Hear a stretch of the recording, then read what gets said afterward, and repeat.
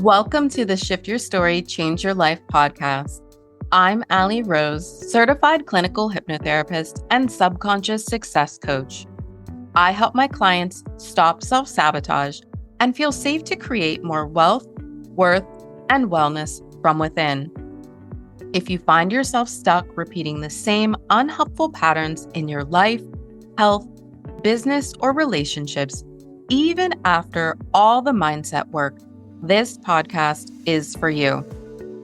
Each week, you'll hear deep dives into the hidden beliefs shaping your life and live hypnocoaching sessions where someone shifts a block in real time. Because willpower isn't the problem, your subconscious story is. And when you shift it at the root, everything else begins to change. So let's dive in. Hello. Welcome back to the Shift Your Story, Change Your Life podcast. In today's episode, you're going to hear a live hypnocoaching session with Erika, a woman who has spent most of her life being the competent, capable one who everyone else can count on. She's led teams and has gotten amazing feedback from those she's worked with. And yet, when it comes to stepping fully into her own work, under her own name in her own business, the doubts rush in. And that urge to downplay, delay, or disappear shows up. In this conversation, we get curious about what's really going on underneath the surface, because what looks like imposter syndrome is often a younger part of you trying to keep you safe from what once felt dangerous. As always, we start out with conscious conversation and then move into the subconscious work. Portions of the episode have been edited out for safety, but you'll still get the full heart of the episode. As you listen, I want you to reflect on this. Where does your imposter syndrome show up most loudly, even though you're clearly qualified? What are you afraid will change if you stop doubting yourself? And what would you do this week if you trusted that you were enough? All right, let's dive in. Well, welcome, Erika, to the podcast. I'm so happy that you're here. Tell me a little bit more about this imposter syndrome and self-doubt that you're experiencing. Yes, thank you for having me. So I quit my corporate career middle of last year, and part of it was because I had gone through a layoff after 11 years of being at a company, and then I went to another place for a few months and just really didn't like the culture. So I took some time off. I quit, took a break, tried to figure out what I wanted to do, and I realized I was a vice president and a director in those roles, and I realized how much I missed coaching and managing other people. But I didn't want to go back to corporate, so I wanted to create kind of a management, leadership, coaching business, and I did that late last year, so it's been about a year since that started, and the imposter syndrome comes in where, like, who's Erica when it comes to trying to find clients?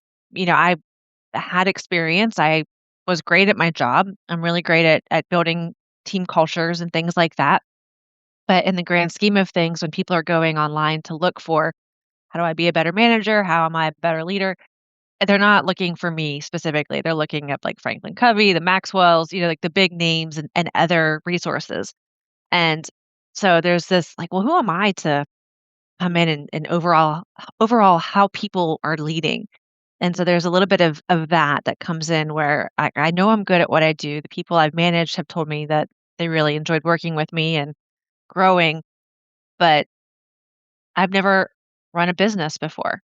And Mm-hmm. so there's that just all of this is new. Everything has been brand new the last year. So there's that like, who are you to be doing this that pops up? And then when it doesn't take off, it's like, well, yeah, that makes sense because, you Mm-hmm. know, yeah, you weren't going to be successful at this anyway. This is something that was out of your comfort zone. Right. And so it is picking up a little bit, but it's still, like I said, it's been a year, so it's still new. Right. But so I've had a couple successes recently, but then it's like, okay, how do I keep that momentum going? And Mhm. without the thoughts popping in and kind of derailing again. Right. Right. Yeah. Okay. So it's those thoughts that come in. It's like a part of you that's saying that, who are you? And whenever you don't have the successes, then it's coming in and saying, "Well, you just proved yourself right. You're nobody. This isn't gonna work." Like, all of those things? Right. Okay. Okay. Alright. So, I wanna just shift gears a little bit, and can you tell me about your childhood a little bit, about your parents, your siblings? What did that look like? Yeah. So I had an interesting family dynamic. I have 2 half siblings that grew up with us for a little while. So they're 2 older siblings, and then my parents got together, and I have 2 sisters. So I'm the 4th of 5 kids, or the middle child of the 3 sisters. And there's a big age gap. There's 21 years between the oldest and the youngest. Mhm. So, I grew up being kind of a typical middle child, peacemaker, out of sight, out of mind, didn't really make a lot of waves and whatnot. Didn't really express a lot of emotions. Our family wasn't big on having a conflict or having, we said I love you and things like that, but we never really had any kind of negative emotions. And when we go out in public, look like everything is good. Like we don't take our personal things out in front of other people. So, try to always look polished. So there's this kind of perfectionism thing that has lasted since then too. But overall, I mean, it was a fairly normal childhood, I would say. Good, decent family, but nothing super crazy that I can think of. Yeah, sure. So, good relationship with your parents? For the most part, my mom has passed. My dad has gotten together with somebody who's only a few years older than I am. So that has been a little bit challenging as far as relationship. And we just have kind of grown apart over the past few years, unfortunately. Mhm. Okay. Okay. I'm sorry about your mom. Thank you. Alright. Is there anything else that you think would be important for me to know before we dive into the hypnosis portion of the session? Maybe a little bit. So I mentioned for the childhood, I didn't say this wasn't family related. It was somebody, a friend of the family, but there was some sexual abuse when I was little. So I don't know if that's that kind of I had blocked that until a few years ago, actually, and I remembered it later. And then I kind of think that has painted a little bit of how I've grown up and how I've uh, approached relationships and people and things, kind of a very guarded sense, but didn't quite understand where it was coming from. So I don't know if that's relevant, but I'm going to put it out there just in case. Yeah, yeah. So you were sexually abused. Yes. Okay. Okay. And then you said that you had blocked it out until a couple of years ago. Did you get any sort of support for that? I talked to a therapist. I go to therapy on off and on, and so I brought it up with her and talked about it. But at that point, it was more validating because I think I had always known and assumed, but I couldn't remember it. If that makes sense. Like I knew something had happened, but I couldn't quite Mhm. put my finger on it. And Right. so when it came up and I remembered it was something that was kind of validating. Like that makes sense. Then I feel better about Right. why I've been thinking this. Right, right. Yeah. Well, I'm so sorry that you had to experience that. Obviously, it's horrific that kids have to go through that.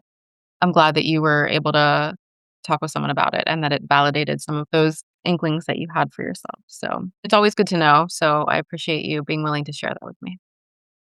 All right. Anything else? I don't think so. Okay. So what we're going to do is we're going to go and we're going to talk to the part of you that's struggling with imposter syndrome and self doubt. And we will just see what it has to tell us, what it needs, and we'll go from there. Okay. Okay.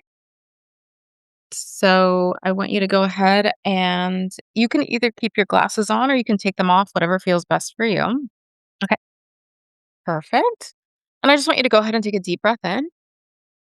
And I want you to go ahead and look up as high as you possibly can, as if you're trying to look into your own eyebrows. That's perfect. Keeping your eyes glued to a real or imagined spot overhead. Just breathe in and out. Take another deep breath. Breathe in and out. And each time you blink, that's hypnosis coming upon you. And just one final time, take another deep breath in.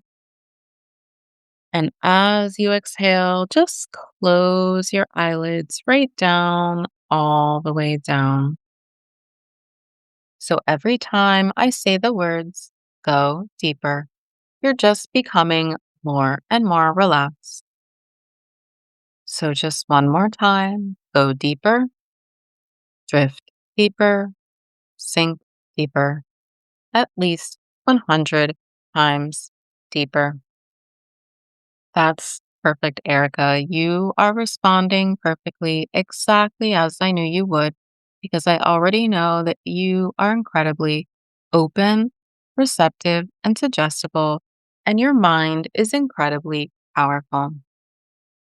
So I want you to go ahead and take a deep breath in. Now we're going to explore this part of you that came up with imposter syndrome and self doubt. So I want you to just imagine that you've gone inside yourself. You're still Erica, but you found the part of you that came up with this imposter syndrome and self doubt because it thinks that it might have some useful role, function, purpose, and or intention in your life. So go ahead and scan your body. And whenever you find this part of you that came up with imposter syndrome and self doubt, can you tell me where do you hold it in your body? Feels in my shoulders. Okay. And I want you to just imagine for a moment that you're able to pull that part of you that came up with this imposter syndrome and self doubt out of you. Now you're looking at it. Can you tell me, what does it look like? Does it have a color, texture, shape, or size? No, not really. Okay. What does it feel like in your body? Feels heavy. Okay. How do you feel about this part of you with imposter syndrome and self doubt? Like I need to protect it Hmm. Why do you need to protect it? because it's trying to protect me. Hmm. Okay. All right. So I want you to tune into that part of you that came up with this imposter syndrome and self doubt. And I want you to ask it, what is your role in my life? Why are you here? I'm not really getting anything. Okay. Well, when I asked you how you felt about it, you said, I need to protect it because it's protecting me. So I feel like it's already communicating with you because some part of you knows that it's trying to protect you. So I want you to ask that part of you, what are you protecting me from?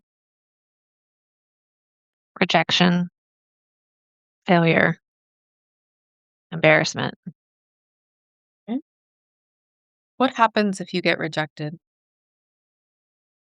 I had a very visceral response of just like Okay. What happens if you fail? the word shame Hmm. is popping in my head. Hmm. Okay. What happens if you embarrass yourself? Feeling like rejected, like like an outcast. If you're not cool, you're outcasted. And who would outcast you? Feel like peers, but also the word like everybody. Hmm. Okay. Okay.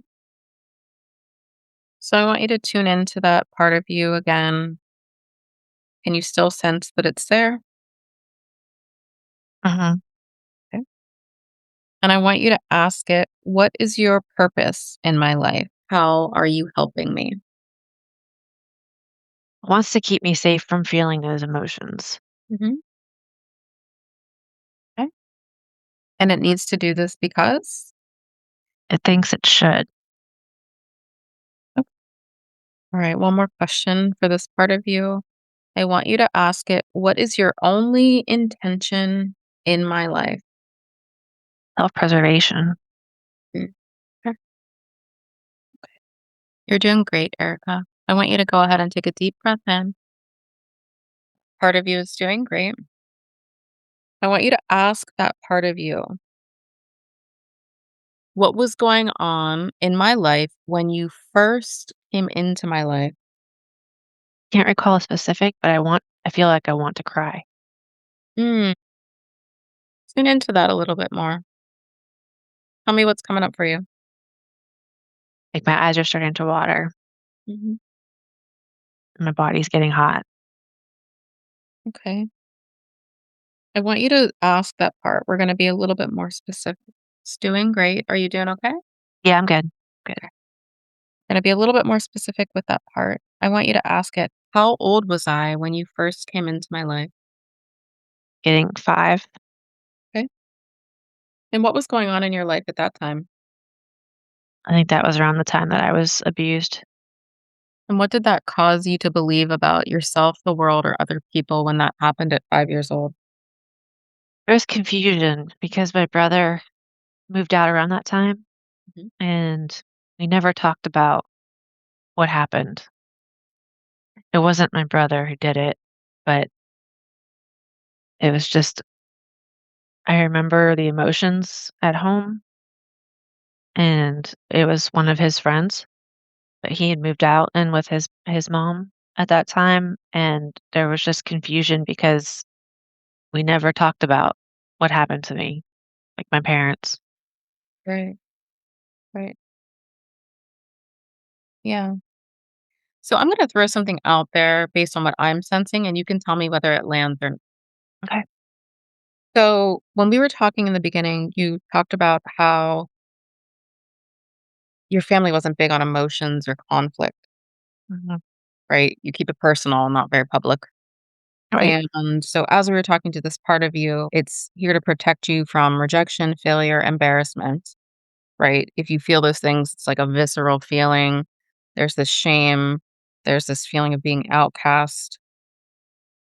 And when the part first came into your life, it was you were 5 years old and that was around that time and it caused you to feel confused because it was never talked about.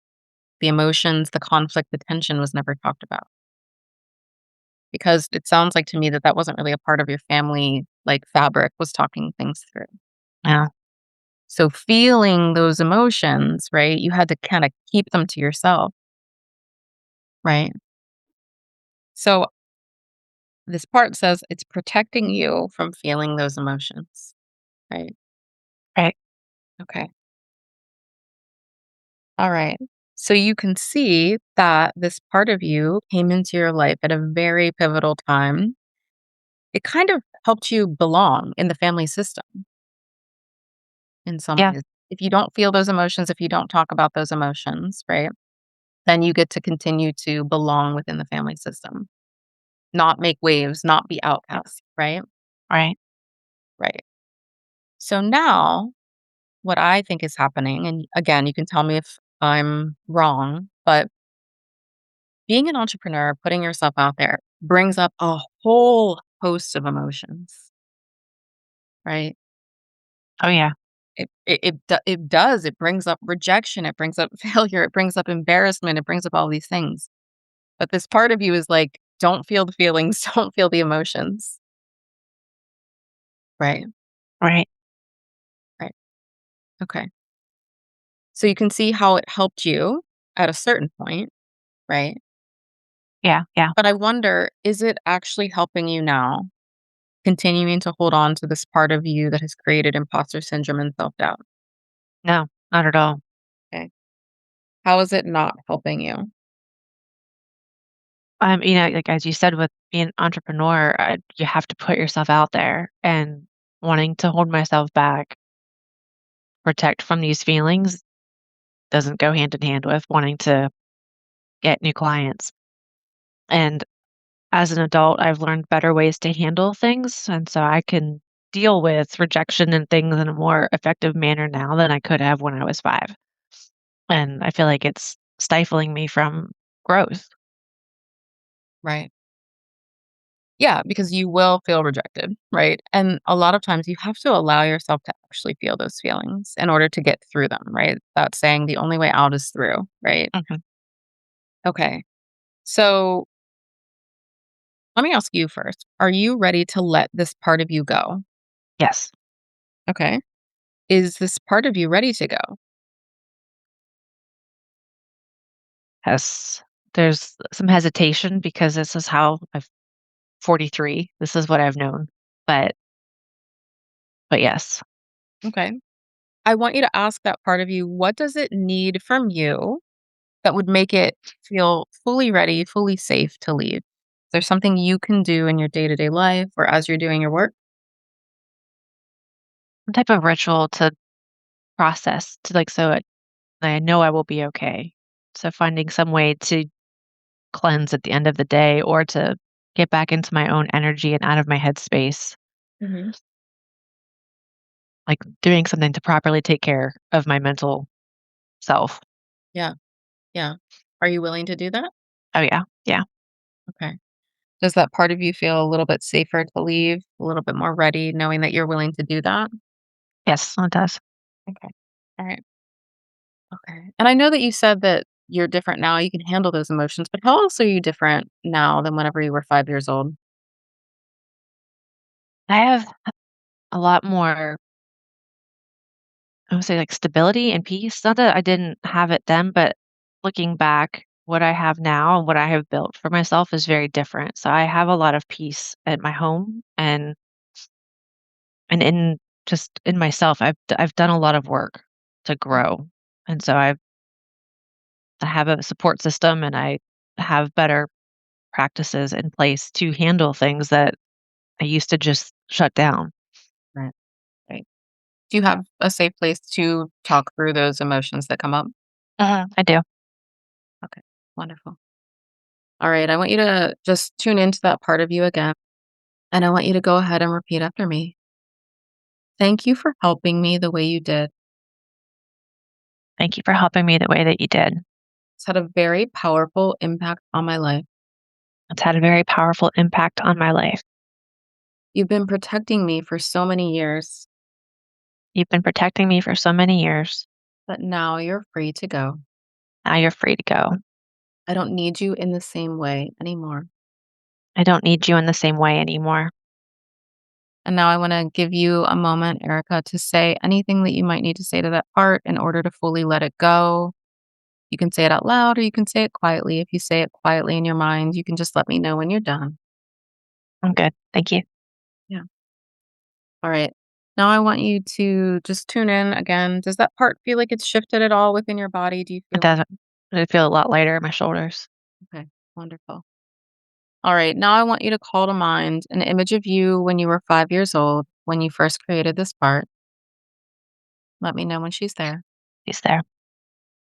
Now, I want you, as the older, wiser version of yourself, I want you to just step into that image where your 5-year-old self is. And I want you to tell her anything and everything that she needs to know. She's feeling confused, right? About certain things. So, what does she need to hear from you? She needs to hear it's going to be okay, that she is okay. That she didn't do anything wrong, Yeah. and that she's loved. I want you to say to her, you are loved. You didn't do anything wrong. Didn't do anything wrong. It's okay to feel your feelings about this. It is okay to feel your feelings about this. Anything else she needs to hear? I love you. I myself love little me. Yes. And Absolutely. thank you for holding on for so long. Yes. Yes. Okay.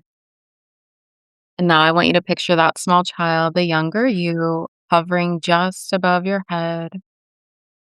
See them now slowly descending down, dropping down, merging into your body, merging into your heart, merging into your life now. You feel the child fully merged within you now, and they are never ever going back because the child, the little you, is now taking up residence in you as an adult. They are free now. They've had a massive upgrade into your life. The past is behind them and behind you. And you are free now, Erica, to be the person, the adult that you choose to be. Go ahead and take a deep breath in and just allow that child to fully merge within you now. And now, as you are seeing this, feeling this, believing this, feeling wonderful, amazing, and free, I'm going to count you back to full awareness. With each number, you will become more aware of your surroundings, bringing this feeling back to the room. So, on the count of one, you're becoming more aware. On the count of two, you're aware of the room and the sounds around you. On the count of 3 and 4, go ahead and take in a deep breath. And on the count of 5, whenever you feel ready, you can open your eyes and come back to the room. How was that for you? It was more emotional than I expected. Yeah. Yeah. I think that makes sense. Yeah, which was good because obviously I'm not great with emotions, my own, so it was surprising to have actually cried. Yeah. Yeah. To me, that's the overarching message from the session is like to allow like yourself to feel those emotions more, right? Yeah. It's safe to do that. You can handle it, right? Mhm. And as a child, maybe it felt too overwhelming to feel those emotions, but now as an adult, you could handle them in a different way, right? Yeah, I don't have to worry. I think as a child, I worried about the impact my emotions had on others, and now as an adult, like, I don't not that I don't worry about that, but I don't have to worry about that in the same way. Yeah, absolutely. Yeah, I mean, and children, they want to belong. I mean, Oh, that's yeah. the greatest needs that we have as humans in general, but children especially, they want to belong to the family system that they're a part of. And so if there was any part of you that again believed you would be outcast or that it wasn't appropriate to, feel those feelings or express those feelings, then of course it created something to stop you from doing that, right? Yep. Now that you're in this position where you're going to have to feel the feelings in order to get through it and in order to really put yourself out there in a bigger way, it's important to allow yourself to really feel those feelings, right? Yes. Thank you very much. Absolutely. Well, thank you so much for trusting me to guide you through this process. I'll check in with you in a couple days just to see how you're feeling, okay? Okay, I appreciate it. This is great. Thank you so much. Great to meet you. Yeah, absolutely wonderful. Let's stay connected, okay? Okay, sounds good. Take care. Bye-bye. Bye-bye. I want to take a moment to thank Erica for her honesty, her courage, and her willingness to share parts of her story with us. What stands out most in this session is that what we call imposter syndrome is so rarely about ability. It's about safety. It's the body remembering old rules about belonging, about being easy, quiet, undemanding, old rules that taught you it was safer to stay liked than to be fully seen. And when you've lived by those rules long enough, visibility doesn't feel exciting, it feels risky, even when you consciously want it. If this episode resonated with you, I want you to take that as information, not as evidence that there's anything wrong with you. It usually just means that there's a part of you that is still organizing your life around an old reality that no longer exists. If you want to explore what your own imposter voice is protecting you from, you can learn more about what it would look like for us to work together at shiftyourstorypodcast.com or check the links in the show notes. I hope that this episode was helpful, and I'm sending you so much love and gratitude. Until next time, bye. Thank you so much for joining us today for this episode of the Shift Your Story, Change Your Life podcast. If today's conversation sparked something in you, I'd love to hear about it. Feel free to send me a message on social media. I'm at the Allie Rose on both Facebook and Instagram.